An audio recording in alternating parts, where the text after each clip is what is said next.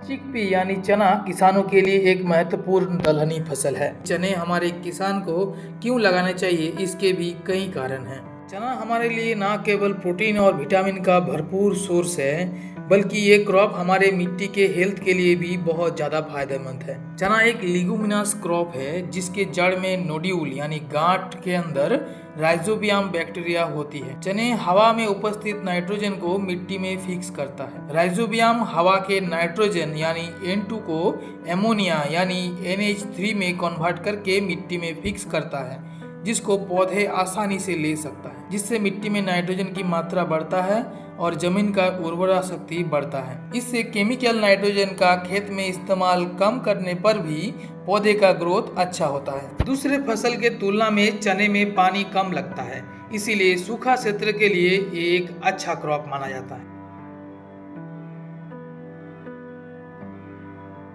चने में विल्ट रोग एक कॉमन रोग है। हालांकि कुछ रेजिस्टेंस वेराइटी हमारे देश के कई संस्थान द्वारा तैयार किया गया है, जैसे पूसा मानव, GJG6 और दिग्विजय। ये सब विल्ट रेसिस्टेंस वेराइटी है, जिससे इन सब वेराइटीज का खेती करने पर विल्ट का समस्या देखने को नहीं मिलता।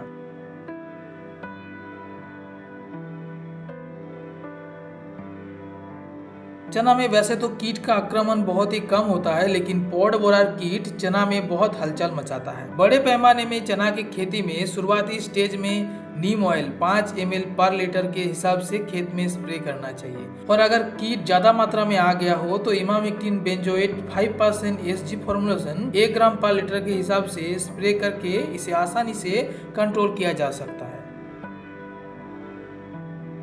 हमारे देश में चना में लगभग 1 टन प्रति हेक्टर का पैदावार मिलता है। दूसरे देश में ये पैदावार 2 टन प्रति हेक्टर में आता है। फिर भी हमारा देश विश्व का सबसे ज्यादा चना उत्पादन करने वाला देश है। पिछले कुछ सालों में हमारे देश में चना का उत्पादन धीरे धीरे कम होती जा रही है, जिसके कारण इसका सप्लाई भी कम हो रहा है और मार्केट रेट भी धीरे धीरे बढ़ रहा है।